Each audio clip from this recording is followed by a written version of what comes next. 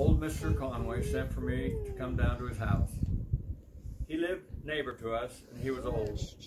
And I guess it was just another one of his ordinary chores my mother had been sending me to do for him ever since I was big enough.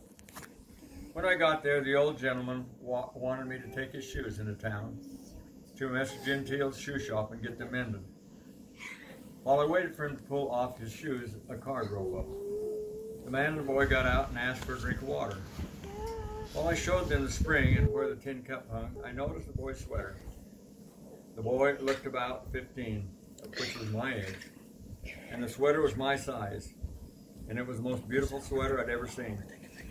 On the front was attached in blue the figure of a great elk with high head and long horns. While the boy was getting a drink, old Mr. Conway's two puppies started gnawing at his shoestrings. Then the boy turned and started playing with the puppies. As the boy got friendly-like with the puppies, I ventured to ask him where to get his sweater and how much did one like that cost. He said it cost $3 and told me the store in town and said they had a whole rack full of them. As the boy and his father went back to the car, I heard the boy asking his father to buy him one of the puppies. But it seemed as if the father wasn't paying the boy any mind. After they drove off, old Mr. Conway wrapped the old shoes in a newspaper. Then he dug in his pocket and found $1.25 in change. Sorry, son, he said, that I haven't got any extra for you to spend. The truth is, it's the last cent between me and Judgment Day. I knew it was so. I had asked my mother more than once why old Mr. Conway lived alone when he had children who could take him home with them. Then she explained he didn't want to go home with them. She said the old man loved his little house and would tell her I didn't see anything about it to love. She would say that was because I was a boy yet and couldn't understand the minds and hearts and feelings of old people. She said he could love the cracks in the window panes and the saggy mossy roof, that he could love the sigh of the wind and the weeping willow tree and the laugh of the spring that giggled as it came from the red bank. But all that made no sense to me. My fingers had ached when I had chopped his wood, and on this occasion my heart ached for a red sweater with a proud elk and the great horns.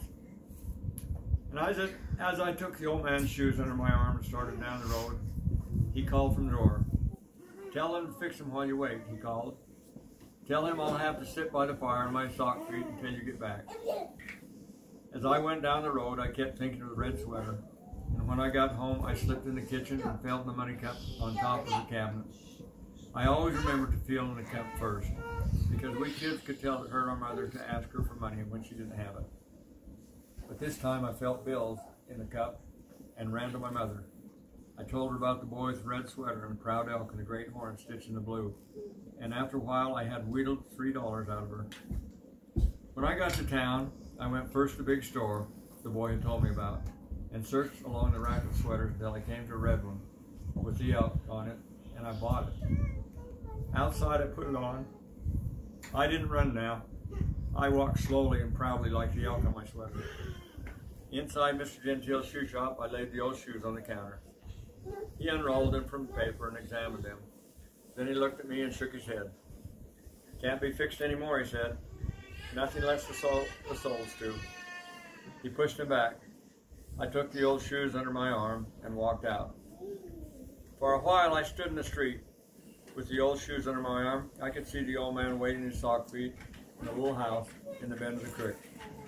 I glanced down at the old shoes and bore the shape of the old man's feet. I wonder if these old shoes hadn't been closer to him than his best friends on earth. I began to walk around. In front of the store I stopped again. I felt the $1.25 in my pocket. Then I pulled off my red sweater and went inside the store again. I decided I don't want the sweater. I told the man who had sold it to me. "I was just wondering, do you have a pair of shoes about the size of these old shoes that you would trade me for the sweater and this $1.25? I even explained to the man who I wanted the shoes for and how his old shoes couldn't be fixed. "Why, I know that old gentleman," the man said. "He's been in here several times. He always feels of a pair of soft shoes. I still have them." He went back and pulled down the shoe box. I saw $4.50 on the box.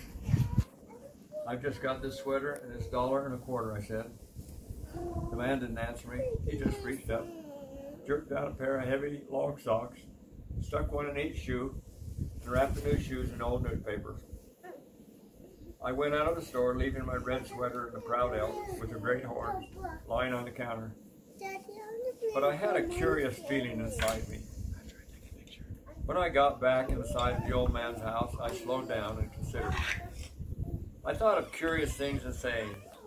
I remember my mother saying the sun always seemed brighter just after a dark storm cloud. I thought, I might make the old man happy by first making him a little more unhappy. I recollect to this day how I found him waiting in his sock feet in the big old easy chair by the fire. Mr. Gentile couldn't fix your old shoes, I said. He said there was nothing left to sew the soles to. What puzzled me was that what I said didn't dim a curious gray twinkle I saw in the old man's blue eyes. That's all right, he said. Just give him here. I can manage. He took the old newspaper and unrolled the new soft shoes. I recollect how he felt the soft leather with his old hand. And then some water came down his cheek. And he got up. Walked over to his bed, and from under the pillow he got a red sweater with a proud, high-headed elk stitch in the front, and the elk had great horns. I saw you eyeing this sweater this morning, the old man said. As the hunters came back, I hit the boy up for a trade. I traded him one of the puppies for his sweater. I gave the old man's neck a hard, long hug, and then I broke for home with my sweater to show to my mother the elk with the great horns.